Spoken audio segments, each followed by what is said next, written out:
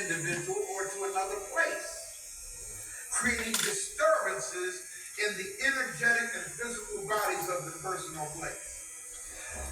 Now, I want y'all to think back with me for a moment, because see, some of us are so busy that we are encountering mind attacks and don't even realize it.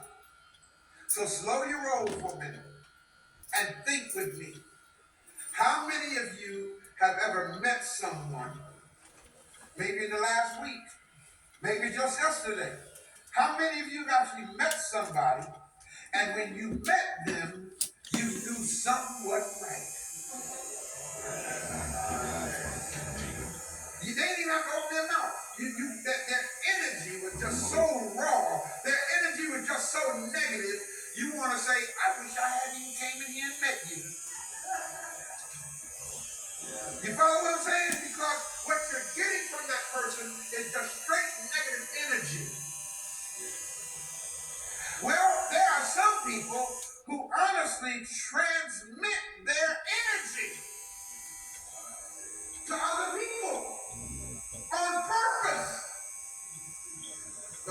Now, listen, what I'm saying ain't new. My great-grandmama used to say it this way. This was her way of describing it. Baby, don't you understand that misery? See, y'all got it. Misery loves company. So you get around a person who's miserable, unhappy, the corners of their mouth go down or through, and they frown all the time. And when you ask them how you doing,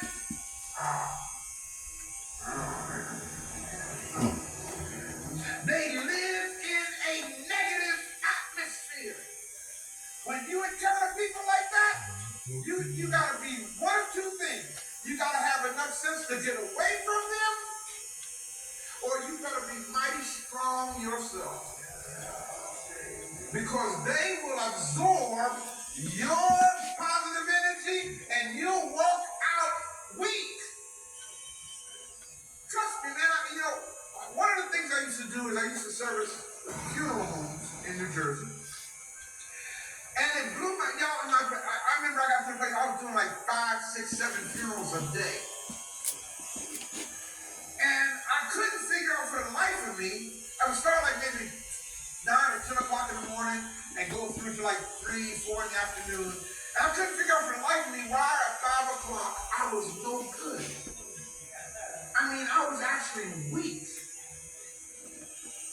And after a while it dawned on me, this spirit of bereavement, the negative energy of people who are grieving was actually sapping my energy from me.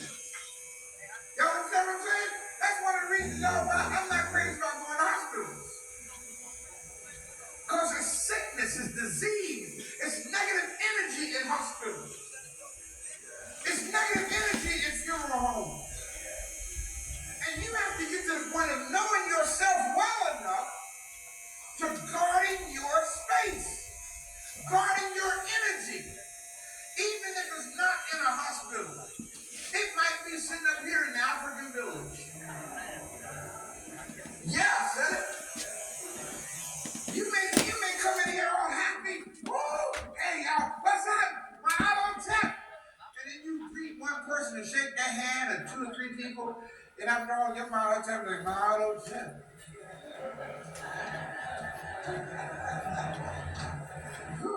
Well, let me help you get out of here. Because you ran into negative energy. You have to get to the point where you learn to recognize it when you see it.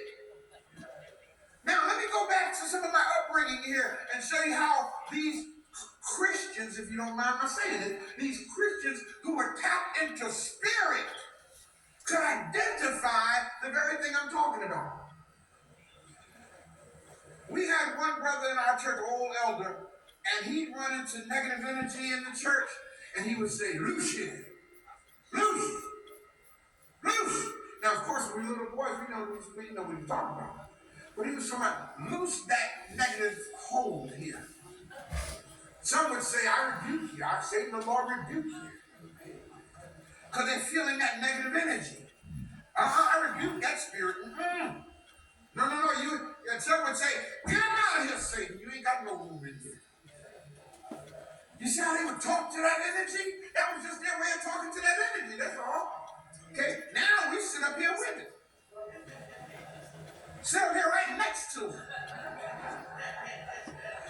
Yeah. And sometimes I say, turn to somebody next to you and say something like, and what you need to be saying is you need to get up out of here. Yeah. Because see, listen, if you don't address that negative energy in your space, it will become your space. Are y'all getting what I'm saying? And you have to protect you.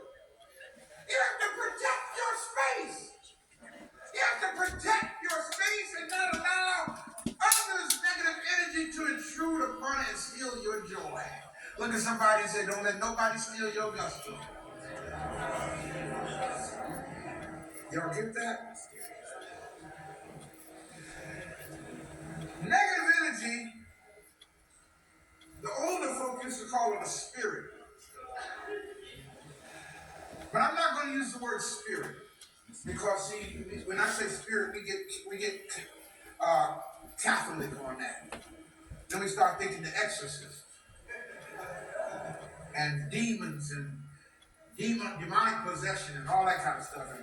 And folks say, you are not to let a lot of demons up in there. Cast them demons out.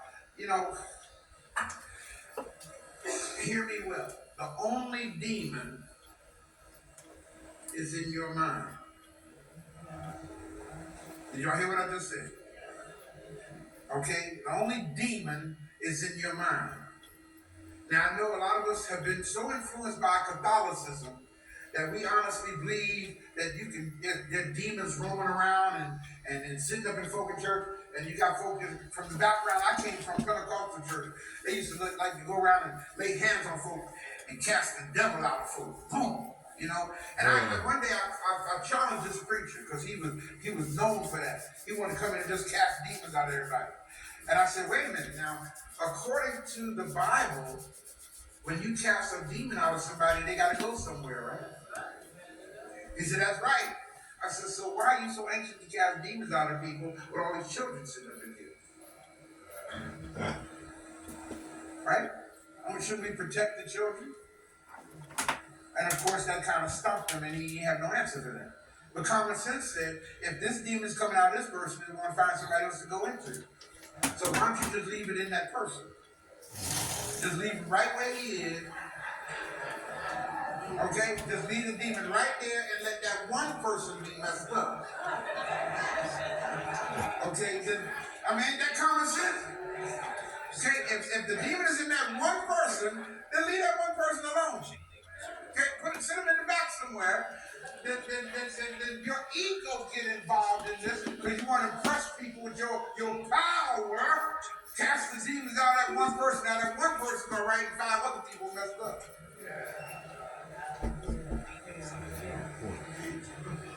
So I won't call it a spirit, negative energy, especially being a mind position. I want to call it a psychological disposition. Got it. Good morning. That negative energy. How you doing today? It's a psychological disposition that you encounter in other people. What's up, man? And stop being a punk. When you encounter a negative psychological disposition in other people, address it. If it's no more than say, like the old folks used to say, I don't like your spirit. That's how they used to say it. They weren't saying I don't like a demon in you. They were saying I don't like your psychological disposition. I don't like your countenance. I don't like what I'm getting from you right now. And learn how to, you got to learn how to speak to this stuff. Don't be a coward. Don't cower down and let it invade your sacred space. Listen, y'all, everybody do this right here. Everybody say this. Put your hand in front of you like this. And then just kind of go around yourself. Say, this is my sacred space. Understand that. In this space right here, there's something called your aura. AURA.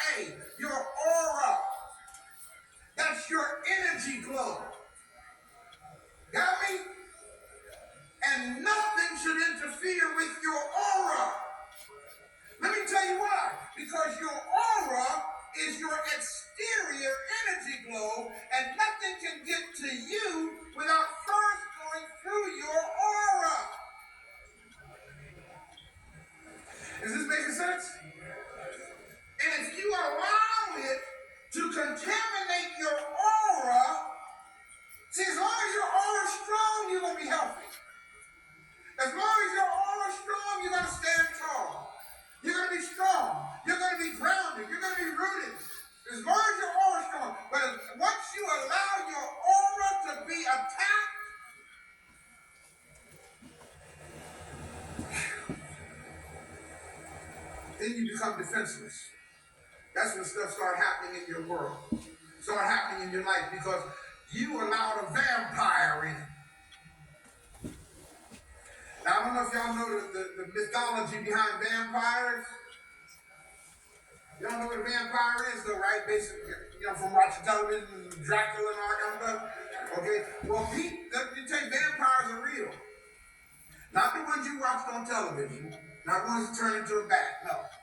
I'm talking about blood suckers. I'm talking about energy suckers. They want to sink their fangs into you because you got something going on in your life. There's something positive about you. You're moving on. You're flowing with the wind. And those who are not moving on get envious, get jealous. And because they're not doing anything, they're not progressing, they want to stop you from progressing. You know why? Because misery loves company. So they want to sink their fangs into you and make you like them. So you become the walking dead or the walking undead. Is this making sense? So you have to protect yourself. Now, how do you protect yourself from vampires? With a cross. And by the way, in the story of a vampire, if you remember, a vampire can't come in your house. Who knows the rest of that? Thank you, brother. Unless you invite them in. That's the same thing in real life, y'all. The vampires can't come and take your energy unless you give them permission. Okay? So you have to learn to see beyond the cologne. You got to learn to see beyond the hairstyle. You got to learn to see beyond the hips. Brothers? Y'all all right? You got to learn to see. Everybody say, I have to learn how to see the reality behind the appearance. See, we get starstruck by what our eyes see. Close your doggone eyes. Close them eyes and open that third eye and learn how to see.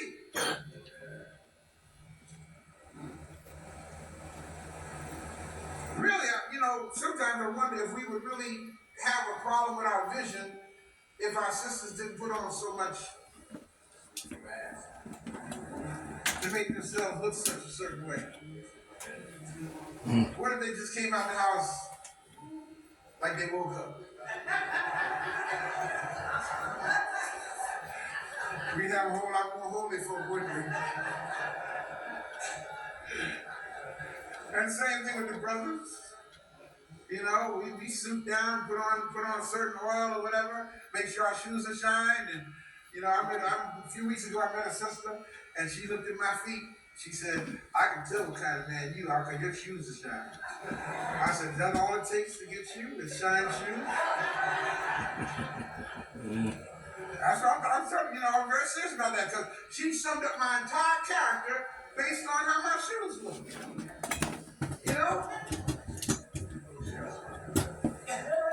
What's that? Keep your shoes shine. I saw this movie the other day called The Perfect Guy. Sisters, if y'all haven't seen it, you need to see that. We are people of the earth. We are people of the planet. I want to give you a homework assignment because I'm running out of time. Ain't no way it's no 2X. I want y'all to start at least For a woman 2 or it 3 is. days Oh, a week okay. walking on the earth with your bare feet. Okay? Well, brother, right? Why you want me to walk out? No, well, find a good place where it's, like in a nice park where the grass is not contaminated with broken glass and all that kind of stuff. Find a very nice area and just walk and let your feet connect with the earth. Everybody write that down. So that's called grounding yourself. You see, some of us are operating in such a high contaminated frequency that we need to be grounded. Just like an electrical cord, you know, the 3-prong electrical cords that go into the wall, and the one at the bottom is for grounding. That's crazy, man. Okay? You know, if you're not grounded. So his mother be taking his shoes off and making him walk in the grass, them too, man. And I ain't never know why she used to do that. She just not. I hear a hum, a power hum. And it's because it's not grounded properly. Feel the A lot of us grass. are walking around with that negative energy hum. And the deep is you don't see it. Other people see it. Okay? Right. But That's you walk around with a crazy. negative energy hum, so start grounding yourself. Okay? Understand that the mind attacks that you go through is the manipulation and movement of different types of energies because they want to transfer these negative energies into your space. That's why your mind is being attacked with thoughts. How do you attack the mind? By with Move your hands, thoughts. brother. Trying to make you think a certain way. That's why, again, I open up today with the passage, think on these things. Think on things that are pure. If you start entertaining thoughts that are not of good report, that are not pure, that are not honest, get rid of that mess. Put it out of your mind. Just like somebody comes into your house and don't know how to act, what do you do to them? Say, Sergeant, you got to get up out of here. You got to go. You can't stay in here acting like that. Well, guess what, y'all? Your mind is more valuable than your apartment. Your mind is more valuable than your home. Your mind is the seat of your behavior. If an entity or an energy can take control of your thoughts and your mind and make you behave a certain way, hey, man, only you can stop that. Only you can stop that. As I said, it's difficult for an energy, a negative energy, to penetrate an aura that is healthy and strong. So write this down, too. I must protect my aura. Down. Just I bend must your head protect. down. See, brothers and sisters, ain't nobody gonna do this but you. Don't look for Brother Ray to protect your aura. I can't do that. I got my own aura to protect. And then I have to deal with a good 15 to 20 y'all. My aura really needs some help. See, that's the deep thing about people in my position. See, now unless you're in a managerial position on your job where you gotta supervise a lot of people or something like that, you don't have a lot of auras to deal with but your own. Maybe your children. You know, if you live alone, you got that, man. You got it going on. Because ain't nobody else in your house but you. Okay? But when you're in a capacity of leading people or standing before people or being a spiritual teacher or guide to people, you got to deal with all these energies and all these auras. And it's deep because I can feel the auras attacking me, and it's really deep. Is when I feel them attacking me, I still got to do this. What do I want to say? You grab what I'm saying? Because you are feeding from my aura. So I have to be sure that, my aura stays a certain way. And that just be anybody about capacity. We have to be sure that our aura stays a certain way. Some of y'all on your job, you ain't even trying to keep your aura up. You let her come over here. She better not come over here. See, you don't already put yourself in war mode instead of healing mode.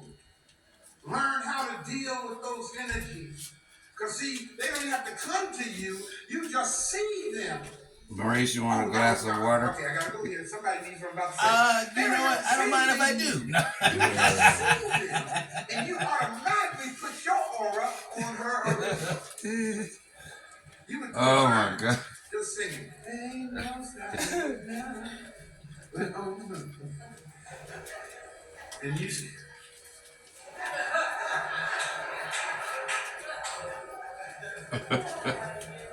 What's she doing here? You hear what I'm Take this saying? line out, brother. We have to raise our vibration better than that, man. Okay, I guess, and I thought I was going to speak on this, and I forgot about it the other day, so I'm gonna mention it now. One of our speakers in the conference we just had, Alright. a friend of hers came to Yes, her out. last weekend, but her friend was European. Her friend was white, right? And I don't know who it was. She didn't tell me who it was. She couldn't identify the person. But the white lady came to the door and left. No alcohol. And she told her friend, Wax hat. I left because this lady there saw me and said, Ain't nobody asked you nothing, shawty. you follow what I'm saying? It was just the sight of a white person. No, nothing. made you lower your like that. Look at somebody next to you and say, we can't allow white folk.